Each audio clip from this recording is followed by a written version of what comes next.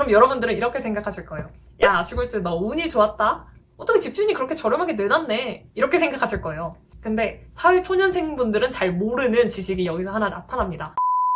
안녕하세요, 시골집입니다. 여러분, 제가 오늘은 진짜 초특급 비법, 집 저렴하게 구하는 방법을 알려드릴게요. 이거는 전세든지 매매든지 동일하게 써먹을 수 있어요. 진짜 이 방법은 제가 돈 받고 알려드려야 되는데 오늘 풀도록 하겠습니다. 먼저 전세 케이스부터 알려드릴게요. 제가 지금 살고 있는 집이 전셋집이고요. 이 전셋집 시세가 1억 4천입니다. 근데 저는 1억 100에 들어왔어요. 1억 100이면 시세 대비 30% 저렴하게 들어온 거고요. 그리고 제가 최근에 매매를 했다고 했는데 그 집 매매 같은 경우에는 시세 대비 10% 저렴하게 매수를 했습니다. 10% 아무것도 아닐 수 있는데 당장 3억의 10%는 3천만 원이고요. 5억의 10%는 5천만 원입니다. 이만큼을 저렴하게 들어왔다는 거죠. 어떻게 들어왔을까요? 먼저 전세의 비밀부터 알려드리도록 하겠습니다. 첫 번째, 근성. 두 번째, 간절함. 이게 필수 조건입니다. 제가 이 집을 구할 때 부동산도 정말 엄청 많이 돌아다녔지만 제가 직방, 다방, 그리고 네이버 부동산 이런 걸 진짜 엄청 많이 봤어요. 어느 정도냐면 막 평일이든 주말이든 1시간에 한 번꼴로 계속 확인했어요. 새로 나온 매물 없나 이런 식으로. 근데 보통 1억 4천 집이라고 하면 1억 3,500이만 떠도 저렴한 거거든요. 그래서 한 2주 동안 그렇게 봤는데 계속 1억 3,500 요 정도만 나오는 거예요. 그래서 이게 끝인가 보다 하고 1억 3,500에 그 다음날 계약을 하기로 하고 잠에 들기로 합니다. 근데 잠에 들다가 그날따라 잠이 안 오는 거예요. 그래서 네이버 부동산을 마지막으로 한번 확인을 해요. 그때가 밤 10시 반 요 정도였어요. 근데 네이버 부동산을 확인했더니 갑자기 1억 100짜리 매물이 나와 있는 거예요. 그래서 이거 뭐지? 아까 9시 반만 해도 없었는데? 하면서 그때 진짜 수많은 고민을 합니다. 10시 반이면 좀 늦었을 텐데 지금 연락을 해야 되나 말아야 되나? 그래서 한 10초 동안 그렇게 수백 번 고민을 하다가 결국 문자를 하나 써요. 선생님 안녕하세요. 네이버 부동산에 뜬 매물 보고 연락드립니다. 제가 지금 전셋집을 구하고 있는데 이 집 혹시 나갔을까요? 만약 안 나갔다면 제가 당장 가계약금 넣고 계약하고 싶습니다. 이렇게 딱 보내요. 그리고 이제 두근두근 막 기다리고 있는데 한 10분 뒤에 답장이 오신 거예요. 죄송한데 지금 연락 오신 분이 너무 많아가지고 순서대로 답변 드리겠다. 이렇게요. 그러니까 시세가 너무 싸다 보니까 다른 사람들도 이미 연락을 다 한 거예요. 그래서 망했다. 이미 다른 사람들이 있으니까 나까지는 안 오겠구나. 근데 이제 마지막으로 선생님 저는 술도 안 좋아하고 담배도 안 피고 반려동물도 없고 회사에서 야근이 많아가지고 진짜 딱 잠만 자는 직장인입니다. 집 정말 깔끔하게 쓸 수 있고요. 저는 짐도 별로 없는 미니멀리스트라서 이런 식으로 저를 엄청 PR을 해서 문자를 딱 보내요. 어차피 돼도 그만 안 돼도 그만이잖아요. 그래서 마지막으로 가계약금 바로 넣겠습니다. 계좌번호 알려주시면 감사하겠습니다. 이렇게 보냈죠. 그러고서 5분 뒤 웃음 집주인분이 계약하신다고 하네요. 계좌번호는 잠시만요. 됐다. 그렇게 제가 30% 저렴하게 나온 매물을 가지게 된 거죠. 그럼 여러분들은 이렇게 생각하실 거예요. 야, 시골집 너 운이 좋았다? 어떻게 집주인이 그렇게 저렴하게 내놨네? 이렇게 생각하실 거예요. 근데 사회초년생분들은 잘 모르는 지식이 여기서 하나 나타납니다.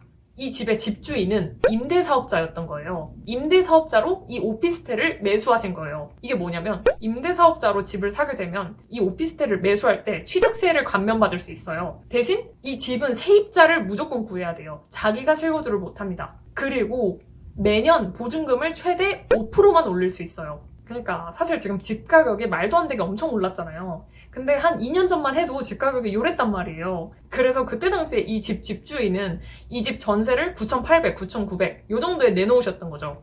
근데 이 1년 사이에 갑자기 집값이 확 올라가가지고 임대사업자가 아닌 집주인들은 이 집의 전세를 1억 4천에 내놓고 그게 계속 나가고 있는데 이분은 9,800쯤에 전세를 주셨으니까 9,800에 5%, 1억 100까지밖에 못 올리시는 거예요. 그래서 어쩔 수 없이 1억 100에 올리신 거고 그걸 제가 잡은 겁니다. 근데 생각보다 오피스텔을 이렇게 임대사업자로 사시는 분들이 되게 많아요. 왜냐면 오피스텔은 취등록세가 4.6%요 정도로 되게 비싸거든요. 4.6%라고 하면은 오피스텔이 2억 할 경우에는 취등록세만 거의 1,000만 원 정도가 나옵니다. 그러니까 임대사업자, 임사로 사시는 분들이 되게 많은 거죠.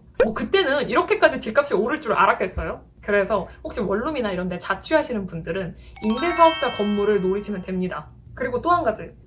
근데 저는 집도 안 보고 가계약금을 넣겠다고 했죠. 왜 그랬을까요? 왜 그랬냐면 제가 집을 구하러 이것저것 다니다 보니까 조금 이렇게 집을 보고 생각하는 시간에 이미 다른 사람이 와가지고 그 집을 겟하는 거예요. 그러니까 뺏기는 거예요. 나는 이 고민하고 있을 시간에. 그래서 만약에 이사를 하실 거라면 미리미리 내가 살고 싶은 집의 오피스텔들을 미리 다른 매물로 한번 보시고 그 단지 내 매물이 저렴하게 뜰 때까지 기다리면 됩니다. 그리고 이제 특정 매물이 저렴하게 뜨면 이제 그 집은 굳이 집을 볼 필요가 없는 거죠. 뭐 담배 냄새가 찌든 집일 수도 있지만 그런 거는 입주 청소 한번 하면은 다 사라지거든요. 결국 저렴하게 집을 구하는 게 승자입니다. 다만 이제 빌라나 이런 곳은 정말 조심을 하셔야겠죠. 그러니까 항상 모든 것은 미리미리 보셔야 된다. 그리고 미리미리 가계약금이나 계약금은 준비를 해놓으셔야 된다. 이러면 집이 저렴하게 떴을 때 바로 계약을 할 수 있다는 겁니다. 이렇게 시세보다 30%나 저렴하게 떴는데 심지어 이 집이 뭐 하자가 있는 게 아니고 결국 임대사업자 건물이기 때문에 저렴하게 뜬 거라면 무조건 집을 볼 필요도 없습니다. 집을 보는 순간 남들한테 뺏겨요. 알겠죠? 이거 꿀팁입니다. 그럼 이제 또 매매는 어떻게 그렇게 저렴하게 구했냐 궁금하실 거예요. 사실 매매도 똑같아요. 저는 제가 살고 싶은 집 그리고 사고 싶은 집 동네를 미리미리 봤어요. 그리고 그 집들을 한 번씩 본 상태였습니다. 그러면서 조금 더 저렴한 매물이 없나 이렇게 검색을 하고 있는 단계였죠. 보통 이제 한 1000세대 넘어가는 집들은 그 단지 내에 부동산만 해도 10군데가 넘어요. 근데 보통 이제 공인중개사 분들끼리 집들을 쉐어 하시거든요. 예를 들어서 뭐 A라는 부동산에 집주인이 집을 맡겨요. 이거 좀 팔아달라고. 그러면 B나 C, D 이런 부동산에서도 야, 집 좀 없냐? 이렇게 물어보셔가지고 이렇게 공유 하면서 집을 이렇게 공유합니다. 근데 보통 부동산마다 몰래 한두 개씩 가지고 있는 집들이 있어요. 그래서 저는 그걸 노렸죠. 저는 제가 매수한 그 단지 내의 공인중개사를 모두 전화를 해봤어요. 제가 전화한 곳만 15군데는 넘을 거예요. 실제로 방문도 했고. 근데 이제 다 똑같은 매물만 다 가지고 계신 거예요. 그래서 포기해야겠다. 이 찰나에 마지막 전화 한 통. 저는 이 집 2평수 매수하려고 한다. 실거주를 해도 괜찮고 임차인이 있어도 괜찮다. 혹시 매물이 있을까요? 여쭤봤는데 바로 방금 나온 게 하나 있다. 이거는 아마 우리 부동산에만 있을 거다 하고 막 소개를 해주시는 거예요. 그래서 그것도 당장 시세 대비 몇 천만 원이 저렴하니까 결국 가계약금을 집도 안 보고 넣었습니다. 집을 안 본 이유는요. 제가 너무 보고 싶었거든요. 근데 임차인 분이 집을 안 보여주시는 거예요. 근데 요즘 이런 집들 되게 많거든요. 임차인 분들이 집을 안 보여주세요. 물론 이제 그분들도 이해가 되지만 어쩔 수 없이 그래서 집을 못 봤습니다. 그래도 시세 대비 너무 저렴하게 나와가지고 결국 그 집을 매수하기로 합니다. 그래서 또 가계약금을 넣었죠. 생각보다 되게 별거 없죠. 그럼 정리를 해볼게요. 먼저 첫 번째, 제가 살고 싶은 집을 미리 조사를 다 했고 그 집의 시세들을 다 외우고 있었어요. 그러면서 이제 네이버 부동산, 직방, 다방을 매일매일 스캔을 했죠. 더 저렴한 매물이 나오는 게 없는지. 그리고 부동산에도 모두 전화를 돌립니다. 한 15군데 정도. 그 결과로 이제 저렴한 매물이 나오면 바로 전화를 드리고 가계약금을 집도 안 보고 넣습니다. 끝!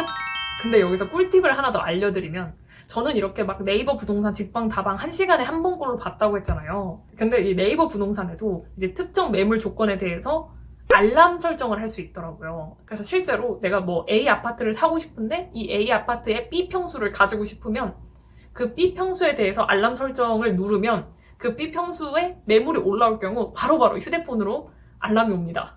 제가 이걸 미리 알았으면 이렇게 고생 안 했을 텐데 이게 조금 아쉽더라고요. 오늘 진짜 제가 하는 꿀팁 다 알려드렸습니다. 저는 진짜 힘들게 노가다를 했는데 여러분들은 편하게 알람 설정 하셔서 집 잘 구하시면 되겠습니다. 자, 그래서 오늘 영상 정리를 해보자면 먼저 0번째, 내가 살고 싶은 동네를 미리 정하고 그 집의 시세 정도는 외우고 있을 것. 그리고 첫 번째, 첫째도 근성, 둘째도 근성.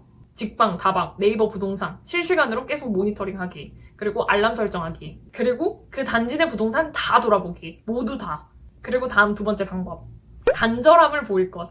사실 이거는 제 뇌피셜인데요. 아무래도 나는 이 집 안 사도 그만 딴 집 사지 이런 마인드면 이제 공인중개사 분들도 굳이 이런 애한테 좋은 집을 주기보다는 조금이라도 더 간절한 저 같은 애한테 주시지 않을까. 물론 돈 일찍 넣는 사람이 임자입니다. 근데 둘 다 돈을 일찍 넣을 수 있다면 조금이라도 불쌍해 보이는 애한테 주시지 않을까요? 좋은 매물에는 경쟁자가 많습니다.